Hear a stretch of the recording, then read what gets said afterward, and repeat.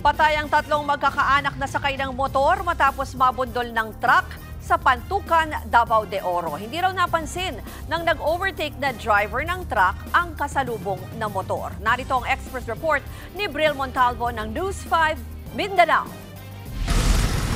Nakahandusay sa kalsada ang mga taong iyan habang isa-isang inilalagay sa stretcher ng mga rescuer sa National Highway ng Barangay Magnaga sa Pantukan, Davao de Oro. Tumilapon sila matapos mabundol ng dump truck.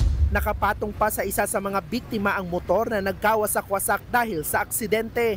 Dinala sa ospital ang mga biktimang mag-anak pero namatay rin kalaunan. Nasawi ang 7 buwang buntis na si Lisel Pacquiao, asawa niyang sundalong si Jen at kanilang 13 anyos na anak na si JR. Ayon sa mga pulis, nag-overtake ang dump truck at hindi napansin ng driver nito ang kasalubong na motor. Sinubukan para umiwas ng truck pero natumbok pa rin ang motor. Ipapahilot daw sana ng mag-asawa ang anak na nilalagnat nang mangyari ang insidente. Ang truck naman pagarahe na raw. Mangayo na lang dyan kong pasaylo sa ilatan sa nahitabuhan, sa pamilya. Wala na akong gituyo.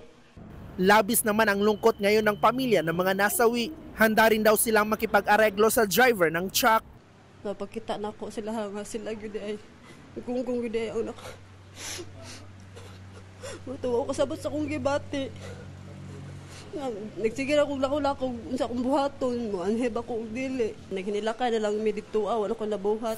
Hawak na ngayon ng mga otoridad ang driver ng truck na posibleng maharap sa reklamong reckless imprudence resulting in homicide.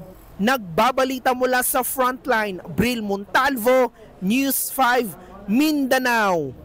Mga kapatid, Ruth Cabalco, para sa mabilis na pasada ng mga balitang dapat niyong malaman, mag-follow at mag-subscribe sa social media pages ng News 5.